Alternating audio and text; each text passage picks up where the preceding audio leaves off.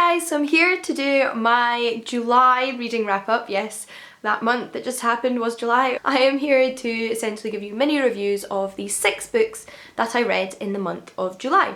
And I'm going to start in the order that I read them, which does also mean that I start with the book I enjoyed the least, unfortunately. And that is A Cold Legacy by Megan Shepherd. This is the third and final book in the Madman's Daughter trilogy.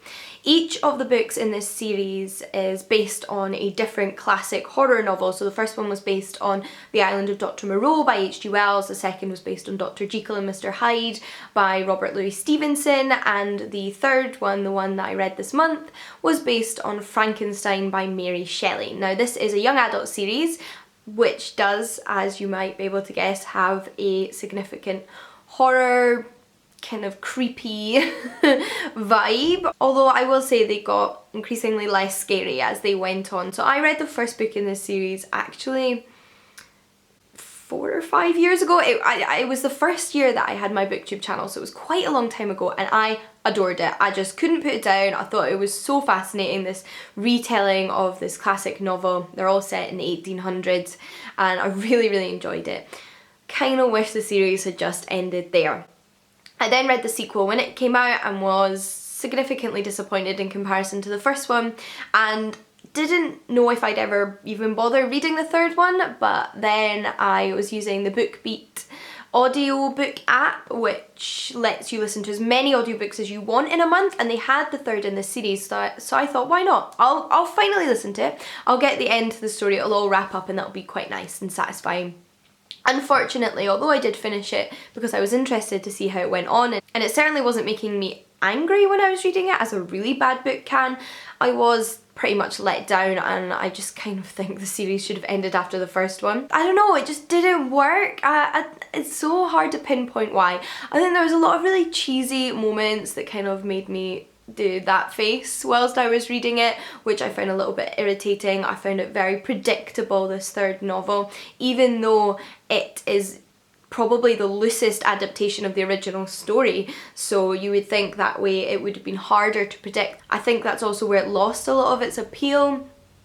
I think it just went off a little bit and wasn't that great an adaptation of that original story, and I found the way a lot of the ends were tied up just a little bit too convenient and irritating, so that was a bit of a shame. I did finish it. Like I said, I didn't absolutely hate it. I gave it 2 out of 5 stars, but I wouldn't really recommend it. But what can you do? I had a lot of other successful books this month. The first of which is the next book I read or listened to an audiobook. I listened to a lot of books on audiobook this month, and the next one is Chavs, The Demonisation of the Working Class by Owen Jones.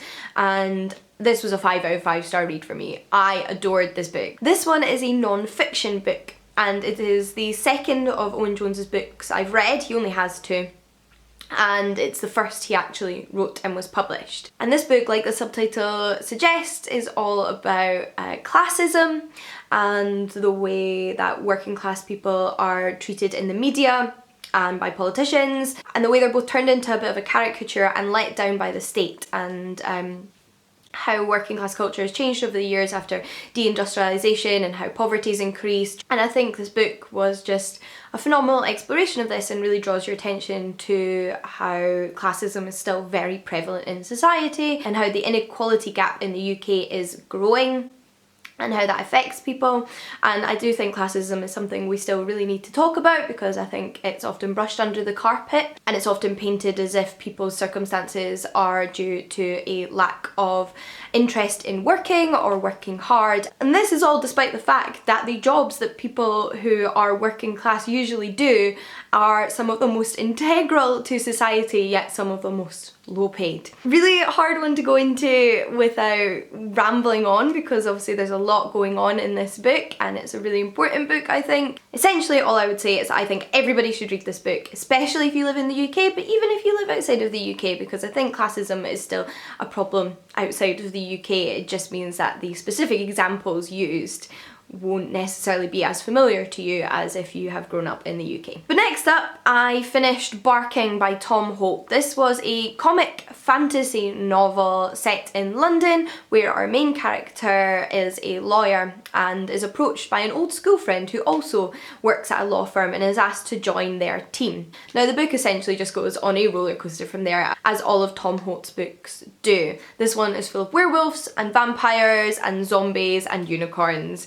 What more could you possibly want? It is just a good, fun comedy novel. Now, I gave this one 3 out of 5 stars. It's not my favourite Tom Holt book I've read, and I think it could have significantly benefited from having the second half shortened. I think it just went on too long, and I found myself laughing a lot more during the first half, but I still enjoyed reading it. I still love Tom Holt's books. I think they're really light-hearted, funny and imaginative, so I'll keep reading them, but personally, I would have shortened this one. So if you're looking for somewhere to start with Tom Holt, I would still suggest The Portable Door. I then read another young adult book, and this one was a vast improvement on the first one I read during the month, and that is The Fallen Children by David Owen.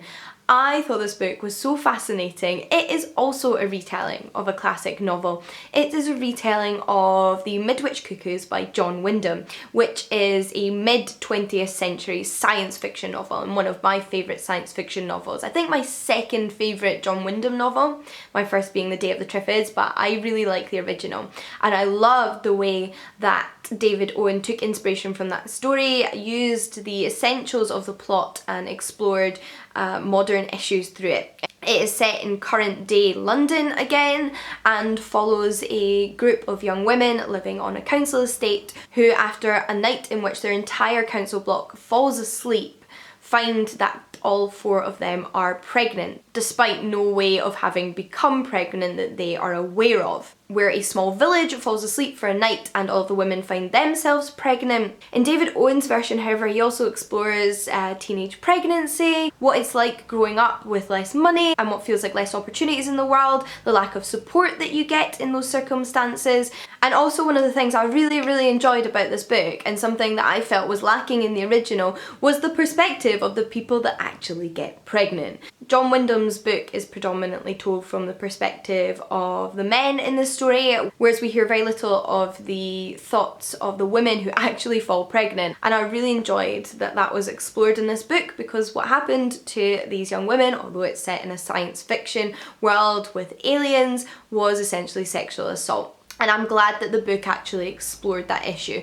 All in all, I really enjoyed this book. I thought it was really fascinating. Like I said, loved the concept of taking this science fiction novel and exploring modern issues through it.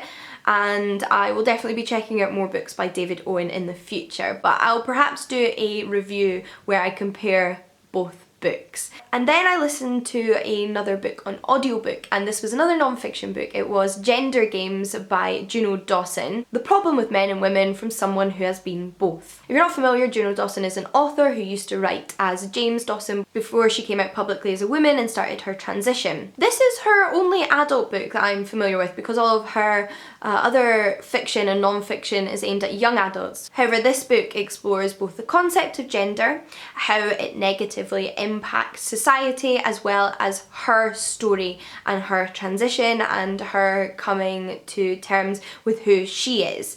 And I think that personal story is a really great way to explore a concept like gender, and I think the book itself was amazing. It was another 5-star non-fiction book from me, and I would highly recommend this one to everybody. Juno reads the audiobook, which I think is always really nice with non-fiction. I would highly recommend the audiobook to you if you like audiobooks, but of course, you know, pick up the physical book, just pick it up. It's fantastic. I think if you like things like Girls Will Be Girls by Emer O'Toole, you will love this book, or if you love any of Juno's other work. Her voice comes through very strongly in this, and I thought it was just fantastic. I honestly adored this book. But after finishing listening to the Gender Games, I felt really compelled to read some more of Juno Dawson's fiction.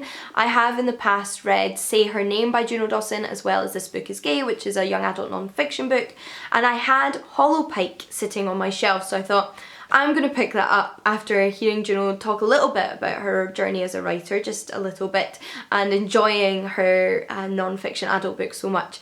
And again, I was not let down. This is probably the best young adult book I've read this year. I really enjoyed this. It again is a bit of a young adult horror novel. And I think it's perfect for fans of the thriller horror genre, as well as films like The Craft or even Scream. It particularly reminds me of The Craft because it is set in a high school and predominantly follows a female student who moves to that school from Wales to Yorkshire. Her new town having a history of witchcraft and witch trials, and witchcraft being a heavy theme throughout the book.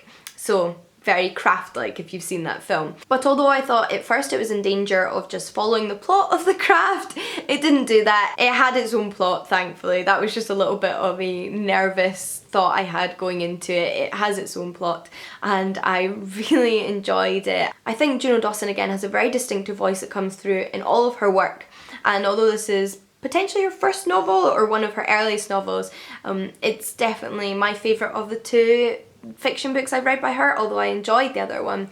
I think if you enjoy that kind of self-aware horror genre, kind of tongue-in-cheek, as well as just some excellent characters and a bit of a romance, then you will enjoy this book, and I think it all came together really well. I think it, you know, crossed genre boundaries. But those are all of the books that I read in July. I hope you enjoyed this video. If you have any thoughts on the books I mentioned, then do let me know. Did you read any 5-star books in July? I managed to read 3 out of 6, which was pretty exciting, so I'd love to hear if you did as well. And until next time guys, happy reading. I'll see you again soon. Bye.